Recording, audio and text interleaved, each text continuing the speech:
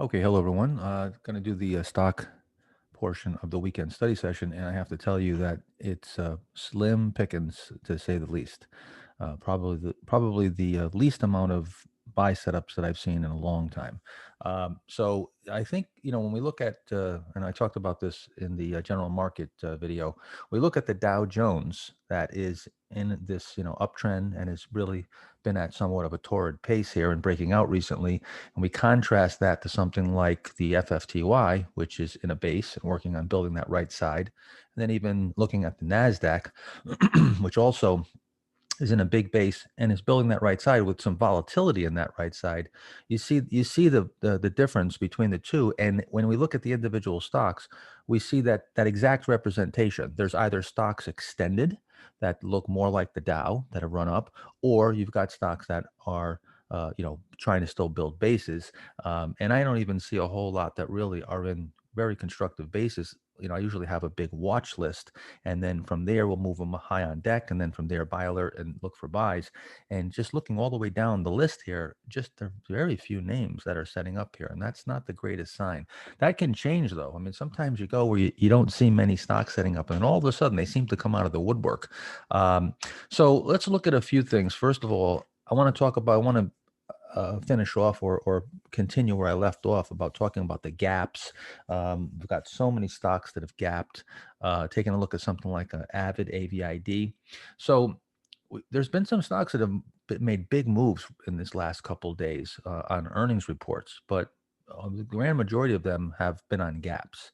So I'm not going to chase these gaps. And we could look in hindsight and we could say we should have and could have. But the bottom line is, chasing gaps has always cost me money. So Avid, we were actually in over here, if you remember, bought it here, coming out of a little, pause pivot sheet area. Too much volatility, came in again, tried it again over here, right? Um, Too much volatility. So, you could say, well, we could have held and widened your stop. Yeah, that's right. And maybe if all these stocks rolled over, you'd have huge losses instead of having small losses. So, again, all in hindsight, Monday morning quarterbacking. We tried to play these pivots, from low risk entry points, couldn't get it right. Now you get the gap on earnings. Bottom line is, you just have to be a spectator sometimes and get knocked out and wait it out. BGFV is another one where, nice base. We've had this on Buy Alert many times. Right here, I think it was on Breakout Alert on 423. I can't remember. And again, going into earnings, but see, big gap. And now you get this nice big move, which in this particular market, I think I just sell into anyway. Any of these big moves you get, I would just probably just sell into, just as always. FNKO also on Buy Alert. I actually put a buy stop on this last week. Was looking to buy this going into earnings, hopefully, hoping to get a cushion and then go into earnings, but that didn't happen. This one actually only gapped a little bit and didn't get above the pivot. So it was buyable. This one was buyable coming out on the earnings gap along with LQDT, which we talked about. A member traded this quite nicely. Came out in that see that small gap, and then it gaps just above the pivot, but not too extended. So still buyable. So those were buyable plays. There are a few. If you're going to play any of these gaps, you want to make sure that you're still not buying them extended. GDEN. Now you've got some names that are gapping that are already extended. So you definitely would be staying away from those, except if you were in those stocks, you're in a name, maybe you bought it back here when it came through this pivot point on 414 and you held through this and now you're at a profit and you have a decent profit going into earnings, then you can hold into earnings and take that risk because you've got some cushion there. What else? Something like the CZR. Again, big gap here coming out of, you don't even really get a pivot here. So this is completely unbuyable. You wedge up the right side here, you come back in with volatility, then you gap up, just all over the place. There's just, you just can't grab onto anything here with low risk. MED, another one comes off of, nothing here, no real setup here, volatility on this right side, and then a big gap on earnings. We actually bought it over here. This was one of the plays we made on MED, went up a little bit. Again, not much, in the way of follow through. You get some, one move up, and then instead of getting natural reactions, you come in and usually many of these stocks are stopping out at break even. Just a few more, and then I want to talk about a few of those names that did have that kind of volatility. NMRK. So another one where you get a gap, and this might be playable. You have to see how much it's already up, from the gap. But from here, you're moving through that reversal and that pivot, similar to the LQDT, couple day move here. QRTEA. Another one look similar to Med, where you come off here and then you just right up the right side on a gap. So I talked about this in the general market video, how we've got a lot of either compressed right sides running straight up the right side, or volatile earnings gaps. Just really nothing that we can play. Not from a low risk standpoint. Again, if you're in these names and you're making these type of plays, they're not going to pay over time. They're really not, and I doubt too many people are even making these, because this is really crystal ball trading. So, and then let's just take a look at the flip side. The flip side is, yeah, if wrong, the gap doesn't work out.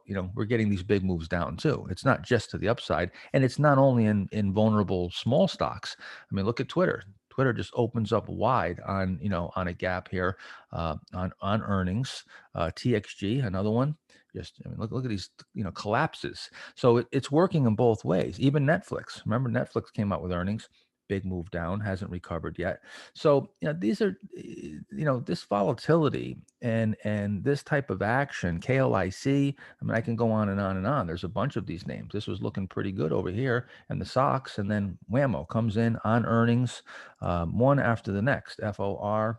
I'm sorry, FOUR, something like a DFIN, which not even on earnings, but just breakouts and then reversals and then gaps. And just, look at this 2-day move. You're talking about 1 minute it's up, and then 2 days later, you're down 27, 28%. Just this is not the type of activity that we want to see to be getting aggressive. Let me show you the type of activity we do want to see. And there are very few stocks. The problem is very few stocks are acting in a normal fashion that we would go through, would allow us to buy a breakout, play for a swing trade, go through a pullback, go through a natural reaction, and go through a few of those to get a decent gain. And then very often sell into gaps like earnings gaps once you're at a decent profit. Something like Yeti, which comes out of a beautiful, nice big base. This is really perfect.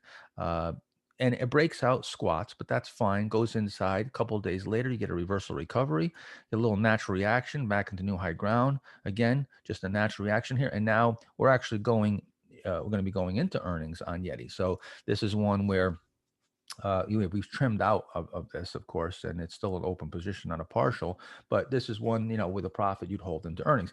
This is acting normal. This is acting, in a way, when I say normal for a swing trade, something like CSX, which still, owning, we haven't trimmed this at all. This has been acting fine. Broke out over here, went through some natural reactions, and on CSX, we actually were able to go through the earnings report. All right, it was at a little profit. Earnings report got a good response to the earnings report. Since then, another little natural reaction and turning up from here. So again, this is acting fine. This is what you want to see. This is how you want to see stocks act to hold for swing trades. And when you see this happening, and this is the theme, then you're swing trading and you're holding and you're going for bigger moves. Even Starbucks, which we still have a full open position on, bought it here, didn't come in enough to stop, ran up and went into earnings, and even with earnings had a gap down, but since then has held up and been able to put in this hopefully a natural reaction. It'll turn back up from here, but still holding up even in the face of an earnings report that it gapped down on. So not enough to come back in and stop out even at a break even, right? So let's see what else. Just go through my list here. Not very few stocks. I mean, this is one of the smallest lists I've seen. And here's the really crazy thing, and that really is the insidious nature of this market that went from being spectacular on a swing basis, and then it went, in my opinion, spectacular on a short-term trading basis, at least for me. And now we've gone to where now we've got nothing. There's very little setting up for that. Looks like I'm going to trade for a short-term trade or a swing trade, because I'm basically trading from the same setups. Let's just go through Let me put it in alphabetical order here instead of any particular order. Um, BJRI. And so, this is setting up in a base here. Tried to turn up. I pointed this out that it was turning up on Friday and then squat all the way down. So maybe if this tightens up, maybe this is something that can be entertained. This CASH, so you had a gap, and I'm pretty sure that was on earnings, and you gapped up and had a nice move. Now you're getting a little cap pattern, and this is a post earnings gap play. Again, you're paying up a little bit for it, but very nice. And if the market was acting really well, again, this is something I'd be all over. I mean, this is really a nice little cap pattern. Notice how it's just a little cup with handle, a little VCP. That's what you're looking for in a cap. It sits right on top of the base. So this coming out maybe for a trade. DDS is a stock that came out. We had this on buy alert. It broke out here.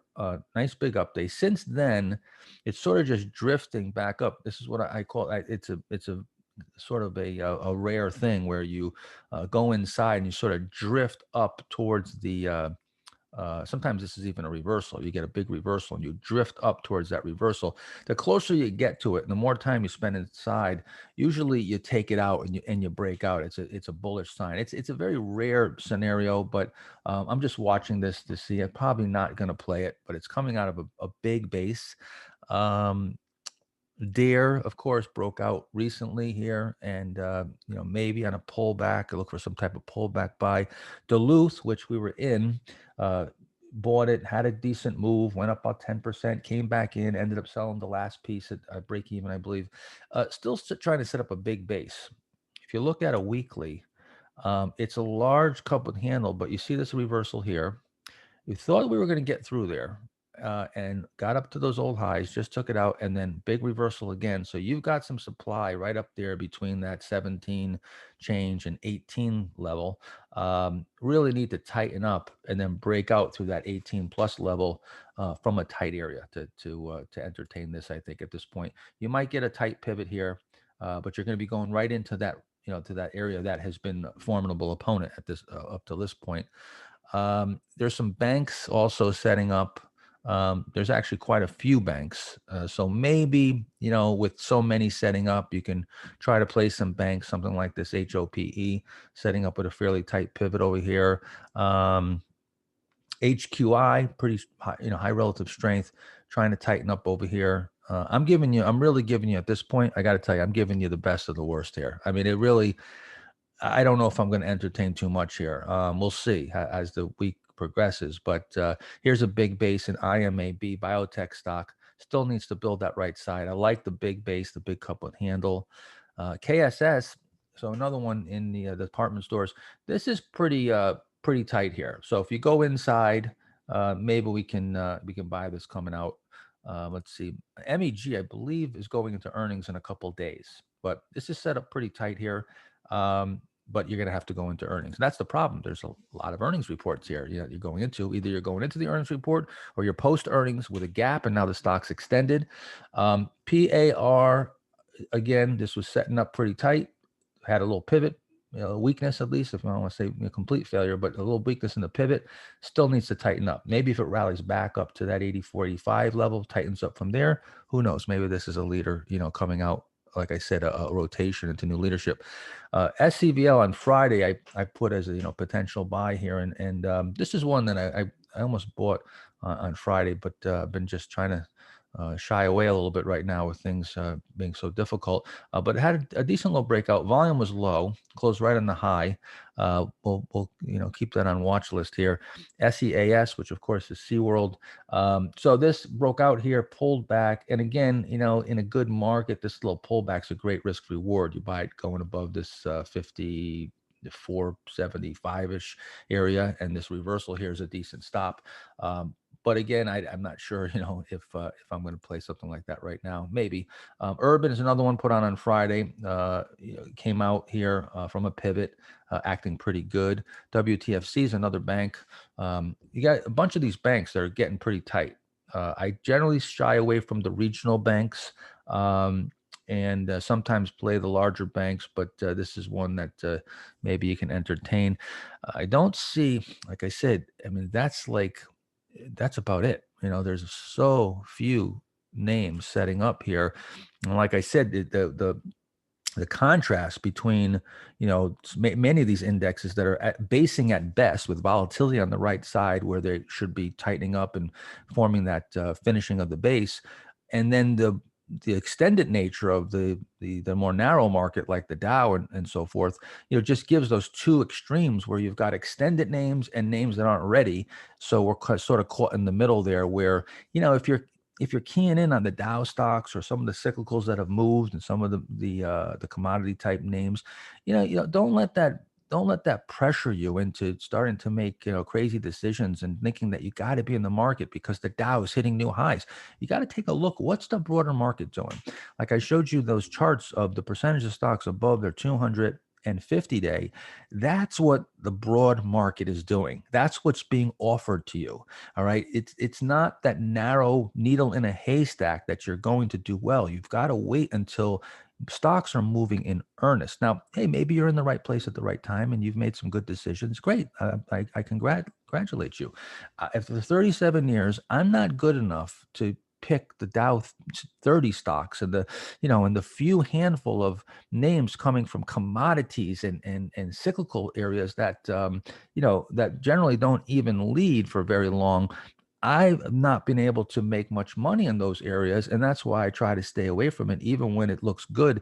A lot of times, it looks good just before it looks bad. We try to play some of these names, something like. Let me just show you a few more before I finish up here. OMP. Here's a name that comes out of a nice base. You get a little move out of it, but then you come back, stopped out at break even, right? GM, I played some cyclicals even early on. Remember, I was in GM over here. This is a great buy, right? Runs up and made a nice move from there. Then I was out of it, of course. I sold it into this move, bought it back over here. I think this was our last buy. I'm not sure if we had a buy in between there. Bought it here. You see, you only got a little move out of it. Then it comes back. If you're, moving your stop to break even, you get knocked out. We did, of course. What else? APAM. APAM. This came out of a nice big base, pause pivot, perfect. Little pullback, runs up, and then too much volatility. See, it comes back in, and there's just too much volatility to stick with it. Way too much volatility. What was it? DKL, right? DKL was another in the oil space. Originally bought it over here. So some of these, cyclical names I was on actually early, and certainly pointing a bunch of them out. Then bought it again over here, and I was just too tight on it. But you had a little run. But then again, look, you get a little run, and then wham, comes right in. That's the nature of this market. Even in some of the cyclical areas, like I said, maybe you're in. There's a few areas that are doing really, really good, great. But it's really slim pickings at this point. Even Boeing SE setting up in a big base here. Let's see, Boeing. Boeing tried it over here from a pullback buy. And here's another thing too. For those of you that have said to me and sent us some notes about playing some of these names that are sort of off my reservation, or whether it's cyclical, whether it's commodity type names or lower RS names, I broke my rules so much this time. I've been kicking myself because I bought stocks that were relative strengths of 37. I mean, I've never done that.